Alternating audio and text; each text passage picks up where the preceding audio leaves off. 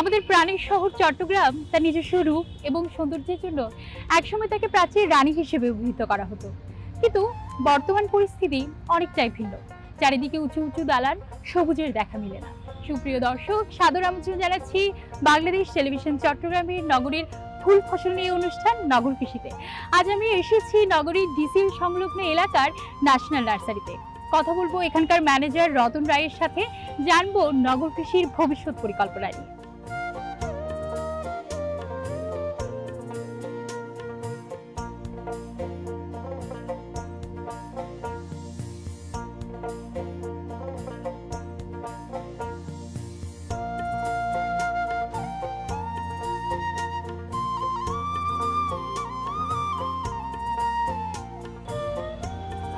আসসালামু আলাইকুম আঙ্কেল, কেমন আছেন? হ্যাঁ ভালো, আমি ভালো আছি। আপনি ভালো আছেন?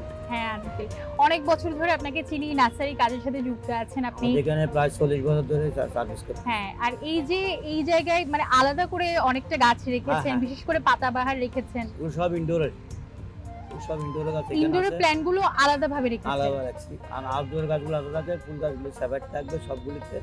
বাগ বাগ পিতে গাছ। আঙ্কেল, এই পাশে অনেক অনেক সুন্দর সুন্দর গাছ দেখা এটা যাচ্ছে। হচ্ছে যে আপনার অ্যাগ্লোনিমা, এটা ইনডোরের গাছ। এটা হলো মার্বেল কুইন। এটা হচ্ছে আপনার লিন্ডো, বুঝছেন? এটা হলো পিস লিলি। এখানে একটা এক নাম, এটা হলো রেড রেড ক্লিপার। আচ্ছা, এগুলো প্রায় বিদেশি জাতীয় গাছ। হ্যাঁ, বাইরে সবগুলো বাইরে যাবে। ও সব বাইরের গাছ, এখানে দেশি গাছ নেই। দেশি গাছ এখানে দেশি গাছ আছে আমাদের পাশে। আর এখানে বিদেশি গাছগুলো আলাদাভাবে রেখেছেন, আলাদা ইনডোর যেন শেরের মধ্যে রাখতে হয়। কেন? এই যে মানে যত্ন নেওয়াটা অনেক যত্ন সহজ। নেওয়াটা হয়, আলোবাদ আলোতে একটু দূর রাখতে হয়। যারা ঘরে রাখে আমরা ওদেরকে বলি সপ্তাহে একদিন ব্যালকনি বার করে দিন। কেন? যে কোনো গাছ ইনডোরে একটা আলোবাদের প্রয়োজন আছে, যে কোনো গাছ আলোবাদের প্রয়োজন আছে। আঙ্কেল, এই জায়গায়ও একটা সুন্দর গাছ দেখা যাচ্ছে, মানে দেখতে অনেকটা সুন্দর এটা লাগছে। সুন্দর। এটা হলো আপনার পিসিডিও পাম। এটা ইনডোরের গাছ। এটা তো মনে করেন 2-3 মাস পর পর প্রতি গাছে খাদ্য দিতে হয়, জৈব সার প্রয়োগ করতে হয়, জিঙ্ক বিভিন্ন সার প্রয়োগ করতে হয়, মাঝে মাঝে কীটনাশক করতে হয়, তারপর আপনার ভিটামিনটা স্প্রে করতে হয়। সেটাই। তার পাশে আরো গাছ আপনারা তো আছে। নার্সারিতে সারটা তৈরি করেন। হ্যাঁ, সার বা- আমরা সার তো জৈব সার তো বাড়িতে এসে না অন্যগুলো আমরা রেডি করে দিই। যেমন গোবর, বা কোকোপিট, গাছে কি পরিমাণ সার প্রয়োজন হয় মনে করেন সেটা চিন্তা করে বা ওটা বিবেচনা করে সারটা আমি লাগানো ছোট হয়। বানিয়ে মানে ছোটটা বলে কম লাগবে, বড়টা বলে 100 গ্রাম 200 গ্রাম এরকম লাগবে। ঠিক আছে, প্রতিদিন সার প্রয়োগ করতে হয় 2-3 মাস পর পর। আঙ্কেল, এই দিকটা অনেক সুন্দর সুন্দর হ্যাঁ, মানে এদিকে ছোট অনেক ছোট সুন্দর চারার গাছ একদম, দেখা এগুলো যাচ্ছে। চাইনিজ পাম। আচ্ছা, এটা হলো চাইনিজ আমার রাবিশ। পাম। হ্যাঁ, আর চাইনিজ পাম। গাছের খুব এখানে তো সুন্দর। কাটাও আছে। পাকার মতন দেখতে, পাকার মতন জিনিসটা হ্যাঁ। খুব সুন্দর গাছ। এদিকে আসেন, এদিকে আরো অনেক গাছ আছে। এগুলো হলো ফলি ব্যাগের গাছ। এদিকে আসেন। আঙ্কেল, এই যে পলি ব্যাগের মধ্যে রাখেন, এখানে কি গাছের কোনো ক্ষতি হয়? না না, ক্ষতি হয় না। ওটা ফলি ব্যাগ তো ভরা। আপনার মনে করেন সবাই তো টব নেয় না, ও তো বার করা গাছ আছে, সব আছে টবে সেট করে দিই। এবং এটা হলো অ্যাগ্লোনিমা। এটা হলো আপনার রাবিশ পাম। আচ্ছা, এটা তো অনেক সুন্দর একটা হ্যাঁ। জায়গা। মানে এর আগে আমরা যেখানে দেখেছি ওটা ইনডোর প্ল্যান্ট, এটা এটা আউটডোর outdoor plant অনেক আছে। গাছ, ফুলের গাছ, সবজি চারা সবকিছু আছে। কিন্তু এটা হলো বেলি ফুল। আমার বেলিটা এটা হলো বেলি ফুল। এটা হলো হাইব্রিড জবা, তাই জবা, পুনে জবা। আঙ্কেল, এই যে মানে এত চারা রেখেছেন, এটা প্রতিদিন তো নিশ্চয়ই অবশ্যই রক্ষণাবেক্ষণ আমরা করতে হয়। প্রতিদিন রক্ষণাবেক্ষণ করতে হয়। আমাদের এখানে প্রায় 15-10 স্টাফ আছেন আমাদের। এটা ডেলি যত্ন করতে হয়। আপনার গাছটা নষ্ট হবে, সকাল বিকেল দেখতে হয়। আর যেটার দরকার এটা স্প্রে করতে হয়। আর পোকামাকড় আছে, বেটে খাদ্য আছে, সার প্রয়োজক আছে, সবগুলো ইয়ে করতে হয়। আচ্ছা, এই যে পোকামাকড়ের তো একটা উপদ্রব থাকে, আচ্ছা, আচ্ছা। যেহেতু একটা বড় নার্সারি, হ্যাঁ, তো হ্যাঁ। সেহেতু কোনো বিশেষ পদ্ধতিতে আপনি এটা ব্যবস্থা করেন? ব্যবস্থাপনামূলক কি পোকা আসছে এটা দেখতে হবে। দেখে এই প্রকার এই ওষুধটা ব্যবহার করতে হবে। আর যে কোনো একটা ব্যবহার করতে হবে না। অনেক মিলিবাগ একটা, পুষ্কন ওটা, পাঙ্গাস আরেকটা, গাছের ডাল ফুল যাচ্ছে ওটা আরেকটা, এক ওষুধ ব্যবহার মানে করতে হবে। গাছের উপর ভিত্তি করে পোকামাকড়ের হ্যাঁ, ওষুধটা পোকামাকড়। দেখা হয়। বিভিন্ন এখানে অনেক বিভিন্ন- লাল, অনেক সুন্দর করে লাল রঙের একটা গাছ দেখা যাচ্ছে। হ্যাঁ, এটা হলো মেস্তা জবা, যাকে বলে আচ্ছা। বিদেশি জবা। এটা জবা জবার কালার অনেক হলো, ধরনের প্রকার আছে। এটা হলো জবা তো প্রায় 100 রকমের জবা আছে, বিভিন্ন কালারের জবা আছে। আঙ্কেল, এই জায়গায়ও অনেক ধরনের গাছ দেখা এই যাচ্ছে। জায়গায় এটা ফুল বিভিন্ন রঙ্গন। এটা হলো সামনেরটা ফল গাছ আনার। এটা হলো সাদা রঙ্গন, এটা পিঙ্ক কালার রঙ্গন, এটা হচ্ছে ট্রিকোমা, জরিকটি, এটা বাইরে বড়গুলো সব বিদেশি ফুল। আঙ্কেল, এই জায়গায় যে গাছটা দেখা যাচ্ছে, এটা হচ্ছে আপনার জবা। আচ্ছা, জবা হলো দেশি জবা আছে, থাই জবা আছে, মানে আপনার এখানে তো দেশীয় অনেক জবা আছে, দেশি আর বিভিন্ন কালার বিদেশীয় জবা অনেক আছে। ধরনের গাছ হ্যাঁ আছে। অনেক ধরনের গাছ আছে। আর এটা হচ্ছে বেলি ফুল দেখতেছেন এটা। আর এই দিক দিয়ে যে ছোট ছোট গাছ রেখেছেন, হ্যাঁ, গাছের সাথে এটা কিন্তু হলো নামটাও আছে, যেন নাম আছে, সবগুলো নাম যারা লেখা আছে। বিশেষ করে ক্রেতারা আসে অবশ্যই তাদের যেন কোনো ভুল না যেমন হয়, ধরেন এটা হচ্ছে আঙ্গুর, সেক্ষেত্রে নামটাও আছে। এটা হচ্ছে আঙ্গুর। এখানে একটা নামটা দেখতে পাচ্ছি, হ্যাঁ হ্যাঁ পিঙ্ক পিঙ্ক কাঁঠাল। কাঁঠাল, ভিয়েতনামের কাঁঠাল, পিঙ্ক কাঁঠাল। আচ্ছা, গাছটা একটু দেখি। হ্যাঁ এটা হলো পিঙ্ক কাঁঠাল। আসলে মানে এই যে হ্যাঁ পিঙ্ক কাঁঠাল, মানে এটার মানে একটু যদি বিস্তারিত বলেন। এটা হলো আমরা ভিয়েতনাম সরাসরি আসা তো ছোট গাছ, যখন আসে আমরা কেন ফলে বেয়ে করি এটারে বড় বে করে বড় হাতে বিক্রি করি। এক মানে বছর এটা কি একটা- বিদেশি গাছ? হ্যাঁ বাইরে ভিয়েতনাম কাঁঠাল সব।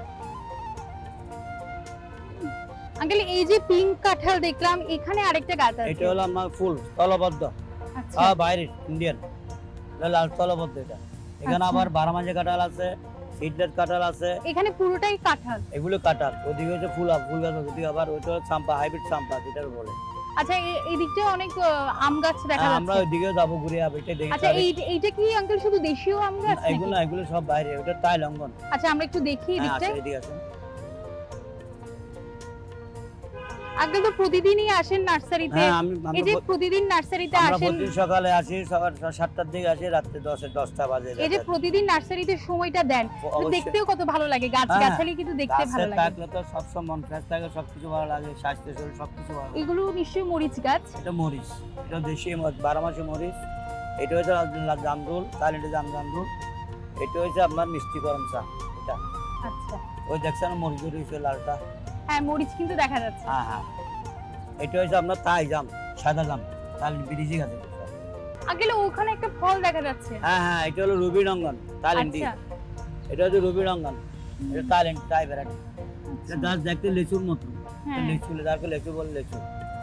এই যে ক্রেতা যারা গাছ সংগ্রহ করতে আসে, তাদের কি মানে ঠিক করে বলেন যে অবশ্যই কোনটা না দেশীয় বললে গাছ, ওরা- কোনটা ওরা বিদেশি বুঝেই গাছ? তো গাছটা তো আমি বিক্রি করবো, ওরা আর তারা লাগাবে। কিন্তু বিদেশি গাছ কেনার প্রতি একটা আগ্রহ আগ্রহ দেখায়। আছে, অবশ্যই আছে। এরা কি করবে না করবে আমাদের বলতে হবে, কিরকম করে লাগাবে, কি করবে, ওষুধপত্র কেমনে দিবে, সার কেমনে প্রয়োজন করে, সবগুলো বলতে হবে না। আমার না বলবো কেমনে লাগাবে, দেখতে তোরা লাগা। এখন সবাই যখন ছাদ বাগান নিয়ে সবাই এখন প্রশিক্ষণ হয়ে গেছে, আর ইউটিউবে দেখতে সবকিছু দেখতে যখন সবার মিনিমাম অভিজ্ঞতা হয়ে গেছে সবার। তাহলে এটা হচ্ছে ডুরিয়ান, বিদেশি ফল। আচ্ছা এটা হলো ফেস্তা বাদাম।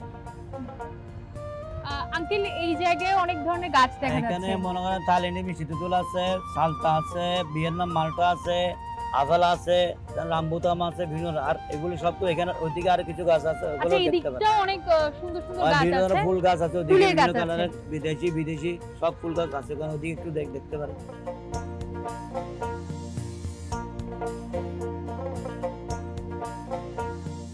আঙ্কেল এই জায়গায় অনেক ছোট ছোট চারা হ্যাঁ, বিভিন্ন রেখেছেন, ফুল অনেক গাছ এগুলি। ফুল গাছ এটা হলো রেখেছেন। বাসন্তী, যেটাকে বলে হলুদ ফুল ইন্ডিয়ান এটা। তারপরে হচ্ছে আনার, সুবর বাগো আনার। এটা ফুল, এটা ফল গাছ, এটা আবার ফুল গাছ তলবদ্ধ। এটা যাকে বলে রেমিডিক জুই। আচ্ছা, এটা রেমিডিক জুই, এটা সেন্ট্রাল একদম মানে অন্য জাতের একটা অন্য জুঁই। জাতের জুই।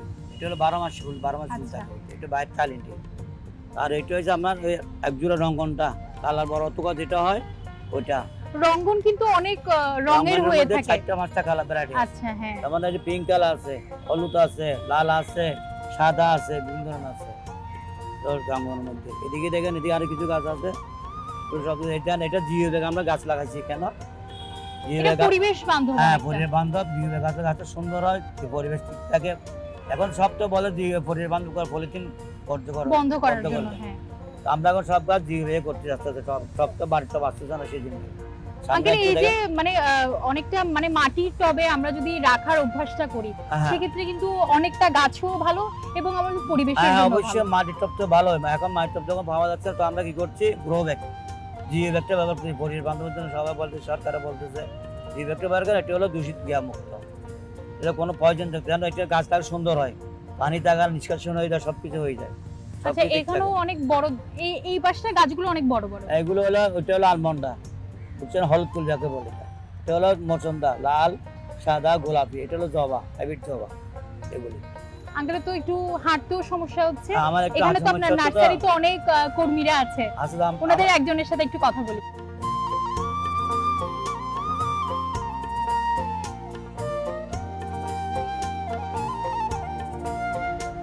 আসসালামু আলাইকুম ভাইয়া, কেমন আছেন? ভালো আছি। এই যে এখন রতন আঙ্কেলের সাথে কথা বলছিলাম, উনি বিভিন্ন গাছের সাথে পরিচিত করালেন। এখানে অনেক গাছ দেখা যাচ্ছে। হ্যাঁ আছে তো, এখানে মালটা আছে, জাম্বুরা আছে, তারপর আপনার এই কমলা আছে। এটা ছাদে রোপণ করতে পারবা, মাটিতে রোপণ করতে পারবা। আর ছাদে রোপণ করলে 1 বছরের মধ্যে ফলন দেবে। আর ডিসিল সংলগ্ন এই যে এলাকা, এটা কিন্তু গাছের জন্য মানুষ কিন্তু আসে, অবশ্যই। বিভিন্ন ক্রেতারা বিভিন্ন জায়গা থেকে কিন্তু আসে। হ্যাঁ, হ্যাঁ, শহরের বাইরে থেকেও মানুষ কিন্তু ঘুরতে আসে, আছে। সেই সুবাদে বিভিন্ন গাছ কিন্তু তারা কেনে। তো কি কি ধরনের গাছের প্রতি তাদের আগ্রহ আছে? যেমন ধরো ফুল আছে, আম আছে, জাম্বুরা আছে, লেচু নেই, তারপরে আপনার লেমু নেই, বিভিন্ন রকমের গাছ নেই। নিজেদের বাসার আসলে ছাদে লাগানোর জন্য বা বারান্দায় লাগানোর জন্য তারা গাছ কেনে। ছাদেও লাগায়, বারান্দায় লাগায়। ছাদে লাগায় যেমন ধরুন আপনার মালটা, কমলা, আম, লেচু, পেয়ারা, এগুলো ছাদে রোপণ করবে। আপনার বারান্দার মধ্যে রাখে ইনডোরের গাছ কিছু হালকা করে, যেমন ধরুন আপনার গ্লোলিমিয়া, এই তারপর হলে ম্যারেন্ডা, তারপর হলে আপনার লাকি ব্যাম্বু, এগুলো বিভিন্ন প্রজাতির মধ্যে আপনার রাখে। এই যে আপনাদের থেকে তারা সার ক্রয় করে, হ্যাঁ। বা গাছে যদি কোনো পোকামাকড়ের উপদ্রব হয়, হ্যাঁ। তখন কিন্তু আপনাদের কাছে আসে পরামর্শ নেওয়ার জন্য। আসে। তখন আপনারা কিভাবে সমাধান করেন? ওরা মোবাইল একটা ছবি তুলে আনে গাছের, আমরা গাছ দেখে তারপর ওষুধ দিই। বিভিন্ন রকমের ওষুধ আছে, আপনার বাটি মেস আছে, একটারা আছে। বাটি মেসের একটারা মারা যায়, কেমন ধরনের কতগুলো পাতার মধ্যে ছিদ্র হয়, ছিদ্রগুলো আপনার বাটি মেস একটা মারলে আপনার জিনিসটা সফল হয়, সুন্দর হয়। তারপর আপনার গাছ রোপণ করার জন্য আপনার কেমিক্যালে কোনো সার ইউজ করবেন না, রাসায়নিক সার ইউজ করবেন। রাসায়নিক সার ইউজ করার পরে তারপর আপনার 3 মাস পরে কেমিক্যালি সার ইউজ করতে পারবেন।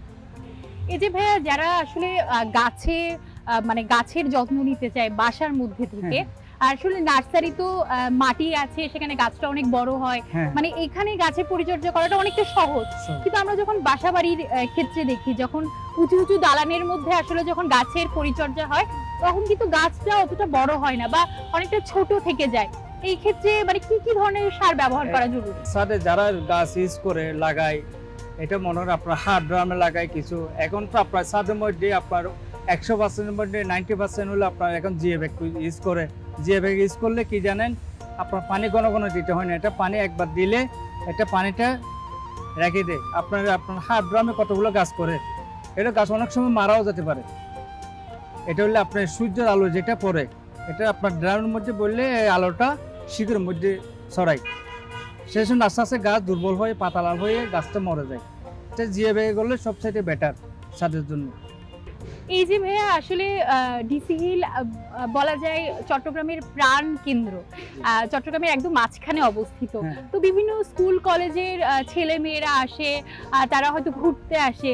তখন কি আপনি আসলে যারা জানতে চায়, বিভিন্ন গাছ সম্পর্কে জানতে চায়, তাদের আপনারা কিভাবে উৎসাহিত করেন? ওনার মনেরা আসে, কেউ স্কুল ছুটি হলে এখানে আসে বলবো যে আমাকে একটা বেলি দাও, না হলে একটা হাসনানা দাও। ওরা তো স্কুলের ছাত্র, বেশি দামের গাছ তো নিতে পারবে না। ওরা মা বাবা কিছু টাকা দেয়, ওনার টাকাগুলো জমাইয়ে একটা ফুল গাছ নেয়, না হলে একটা পেয়ারা নেয়, এটা রোপণ করে। ওনাদের থেকে আমরা কিছু টাকা ডিসকাউন্ট করে দিই। কিন্তু আপনার অন্যজনের থেকে তো আপনার মনে করে পেয়ারা বেশি একটা 150 টাকা, স্কুলের ছাত্রীর জন্য আপনার আমরা কিছু ডিসকাউন্ট দিই। তারপর ওরা নিয়ে যায়, আবার ওরাকে বলে দিই গাছ এভাবে লাগাইও, এভাবে লাগালে টিকবে, ওইভাবে লাগালে টিকবে না। সেগুলো আমরা সব পরামর্শ ভালো করে দিই। আসলে ভাইয়া, এই যে আমরা বিভিন্ন ধরনের গাছ দেখি, যারা আসলে হয়তো গ্রামে নিয়ে যেতে চায় বিভিন্ন ধরনের গাছ, বা শহরে বা ছাদে লাগাতে চায়, আসলে উন্নত বীজ আসলে আমরা অনেক ক্ষেত্রে আমরা চিনতে ভুল করি। যারা নতুন নতুন আসলে গাছ সংগ্রহ করে বা নতুন নতুন গাছের প্রতি যত্নশীল হয়, তারা উন্নত মানের বীজ চিনতে পারে না। সেই ক্ষেত্রে কি কি বিষয় খেয়াল রাখা জরুরি? প্রথমে ওরা আসলে ওরা তো গাছ চিনে না, মনে করেন আমরা ওদেরকে বলে দিই এটা লেচু গাছ, এটা কলবের। সারাগুলো লাগালে একটু লেট হবে ফল ধরতে, আর কলবের গুলো লাগালে শর্টকাটে ফল চলে আসে। আর এভাবে যত্ন করবে, মনে করেন গাছেরটা লাগাইলে হবে না, এটাকে খেয়াল করতে হবে। এটা গাছের গোড়ায় গাছ উঠে, এগুলো তুলে ফেলবে। আর 3 মাস পর পর একটু রাসায়নিক বা কেমিক্যাল সার ইউজ করবেন, তারপর আপনার 1 বছর 1.5 বছরের মধ্যে ফলন দেবে। অসংখ্য ধন্যবাদ ভাইয়া আমাদের এই নগর কৃষির আয়োজনে যুক্ত থাকার জন্য। সুপ্রিয় দর্শক, এখন কথা বলছিলাম ন্যাশনাল নার্সারি ম্যানেজার ও বাগান রক্ষণাবেক্ষণকারীর সাথে। আসলে গাছ শুধু মনের প্রশান্তি নয়, গাছ দেয় শান্তি, গাছ দেয় এক টুকরো সবুজ। আসুন আমরা প্রত্যেকেই বাড়ির ছাদে, বাগানে কিংবা উঠোনে অন্তত একটি করে হলো গাছ লাগাই, কারণ গাছ শুধুমাত্র অক্সিজেন কিংবা প্রশান্তি দেয় না, পরিবেশের ভারসাম্য রক্ষায় গুরুত্বপূর্ণ ভূমিকা পালন করে। আজ এই পর্যন্ত, দেখা হবে আগামী পর্বে। ততক্ষণ পর্যন্ত আপনারা ভালো থাকুন, সবুজে থাকুন।